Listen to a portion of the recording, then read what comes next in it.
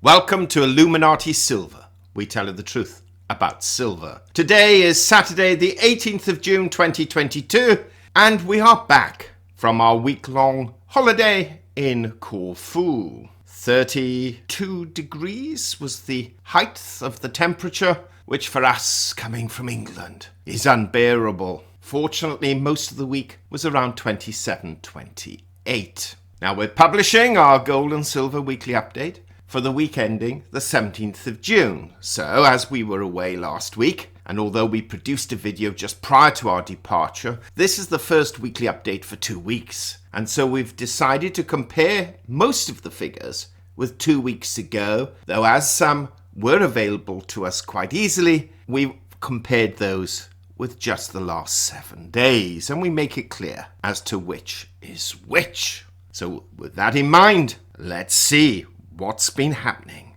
this past week or two.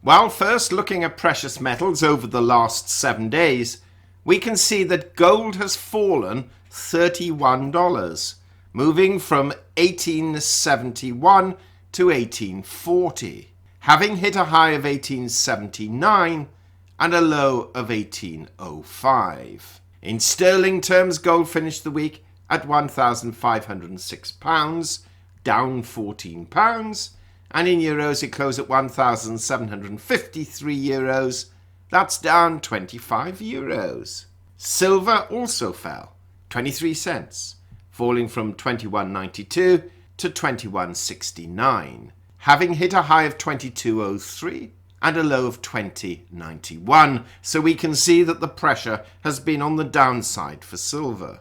In sterling terms, it closed at £17.76, that's down 5 pence. And in euros, it closed at 20.66 euros, that's down 0.18 of a euro. The gold to silver ratio stands at 84.9, slightly higher than it was 2 weeks ago. And it does certainly seem to be the case now, at least for the past few weeks, that the ratio is comfortable between this 80 and 85 level, and we suspect this may continue a while longer, and we'll explain why in a few moments' time. Now, looking at the prediction we made 2 weeks ago, we stated that we expected to see gold trade between 1800 and 1900, with 1775 and 1925 as outliers, and silver between 21.50 and 23, with $21 and 23.50 as outliers.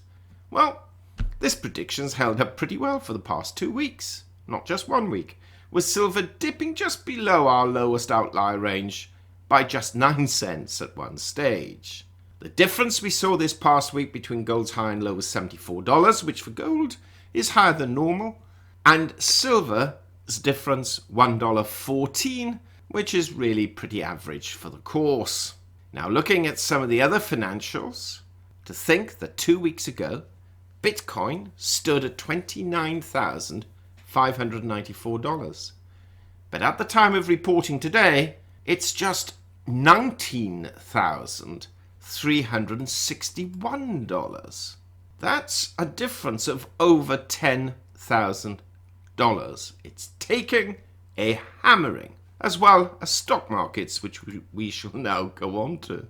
The Dow Jones closed on Friday at 29,888, down 38 points on the day, which in itself is nothing, but it's actually down over 3,000 points over the last 2 weeks.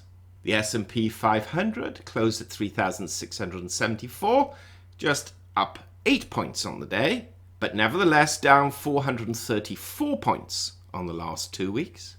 And the Nasdaq closed at 10,798, quite bullish on Friday, up 152 points. But when you compare that with a loss, wait for it, of 1,214 in the last 2 weeks. What a time for us to go away, hey?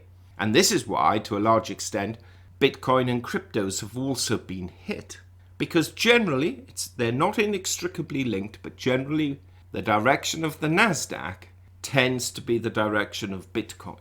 As I've said, not inextricably linked. But there is some form of informal relationship between the two. Now, slightly good news, Brent and WTI crude are down. Brent down $6.60 at 113.12, and WTI crude down $9.31 over the last 2 weeks at 109.56. Still far too high in our opinion, but nevertheless, any reduction is welcome. Now, the dollar index has no intentions of reducing, and that stands at 104.70. That's up 2.56 points on the last 2 weeks, and even today, or the last 24 hours, has been above 105. So, economically speaking, what's happened since our last report? Well, of course, the big news was the FOMC of the Federal Reserve raising interest rates by 0.75%, or basis points, as some like to call it. The first time we've had such a rise for 28 years. And the promise of another substantial rise next month, though some are predicting 0.5% in July, and others not ruling out by any means 0.75%, including the Fed Chair Jerome Powell, who quoted at the time of the interest rate rise on Wednesday, quote, "I do not expect moves of this size to be common.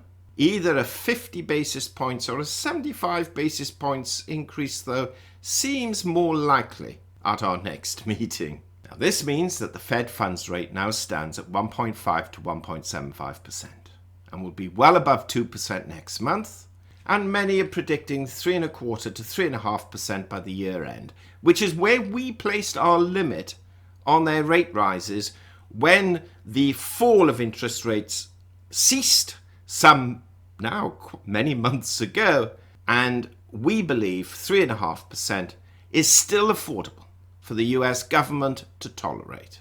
Not much above that, though. We've also seen the CPI index rise in May by 1%, providing a year-over-year figure of 8.6%. Retail sales were down in May. In fact, they were minus 0.3%, and that compares with plus 0.7% in April. Building permits and housing starts were also down in May, as was the industrial production index. So economically, things not going well at all. Now, if we look at envisaged economic reports this coming week, well, nothing on Monday. We have what's called the Juneteenth holiday. Tuesday, we have the existing home sales for May. Wednesday, though, Jerome Powell testifies to the Senate Banking Committee. We think that might be worth listening to. Thursday, weekly jobless claims and flash S&P manufacturing and services PMIs. And then on Friday, we have the UMich Consumer Sentiment Index for June, new home sales for May, and 5-year inflation expectations. So this week now coming, the flash PMIs will be noted, but Jerome Powell's statement on monetary policy will probably grab most of the analysts' attentions.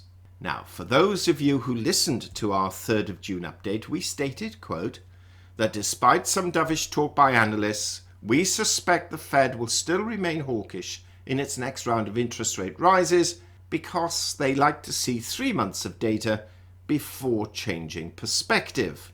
We could be wrong, but we're still expecting some not so tasty medicine in the weeks ahead. Well, it only took a little over a week, and some unpalatable medicine has already been given, with more, we are sure, to come. Now, for those who think, oh, this won't happen as the Fed will not allow markets to fall, stock markets to fall further, please be minded that if the Fed does not raise these rates, the markets themselves will do it for them. Because at the end of the day, the inflationary pressures and the real rates of interest, the difference between the interest rate and the inflation rate, will drive markets naturally. And in addition to that, from a political perspective, also as an economic one, preventing inflation rising even further is more important than stopping the equity markets from falling another 10% or so. After all, a 25 to 30% fallback could be deemed healthy for equity markets longer term. So we would not be surprised whatsoever to see the Fed allow another 10 to 15% fall in equities before becoming overly concerned. Now, before we look at the technicals for gold, it's worth noting that this past week we saw gold fall some $70 between Monday and Tuesday, rise then on Wednesday and Thursday, only to fall back again on Friday.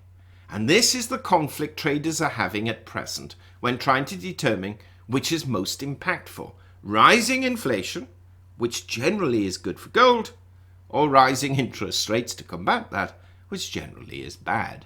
Now, according to Bloomberg News, quote, June 2022 will certainly be a month to remember in central banking.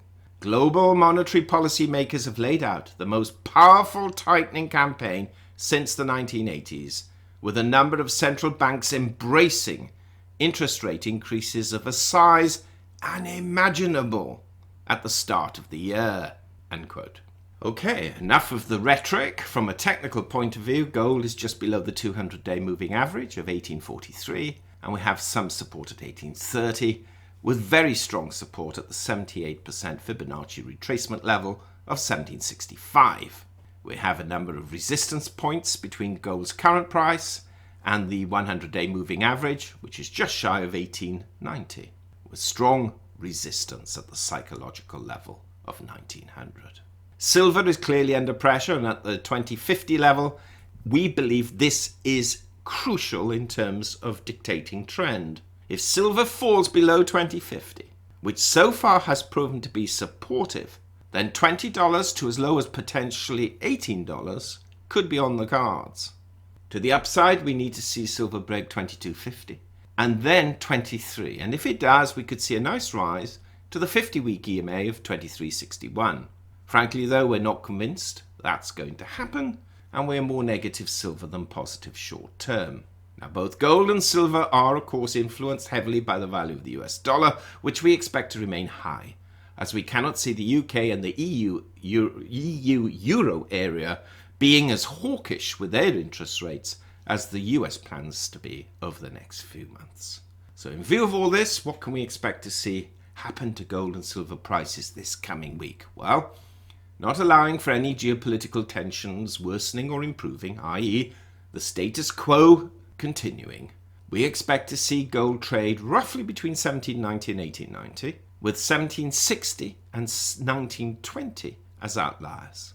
We forecast silver will trade between $20.75 and $22, with $20 and $22.75 as outliers. Of course, black swans, major geopolitical news, tensions rising or completely diminishing, i.e. the instant announcement of the Ukraine-Russian war being over, then that will have a dramatic effect on prices, though we're not envisaging any of that as yet. What do you think? Where do you see prices going over the coming week or weeks? We certainly think they're going to be under some pressure.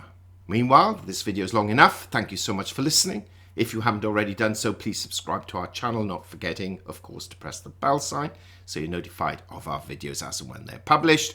And tomorrow, we shall be repeating this video under a different thumbnail and headline. Remains for us just to say, thank you for continuing to follow us. Sorry about the week lapse, and we wish you a heartily safe, enjoyable weekend, and as always, a prosperous week ahead. Illuminati silver owners come from a background of banking, international wealth management and economics. Having now retired from these worlds, we are not qualified to give investment advice. Therefore, this and other productions must not be deemed to be giving such advice and merely represent the personal views of its owners.